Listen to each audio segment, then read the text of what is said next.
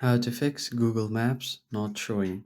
In this tutorial, I'm going to show you how you can fix your Google Maps icon not showing.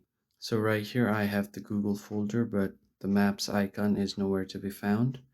And even if I go to my search bar here and search for maps, it will not show me the Google Maps. But if I go to my settings, app settings, and search for maps here, it's showing right here.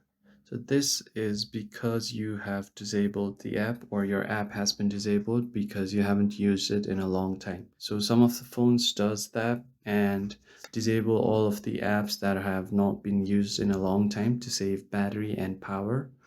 So that might have been the case. All you have to do is tap on enable and your map should be shown again. So if I just go to my app drawer, as you can see, the map is now showing right here. And that's how you can fix the map icon not showing. If you found this video helpful, please hit the like button and subscribe to the channel. I'll see you guys on the next one. Thank you for watching.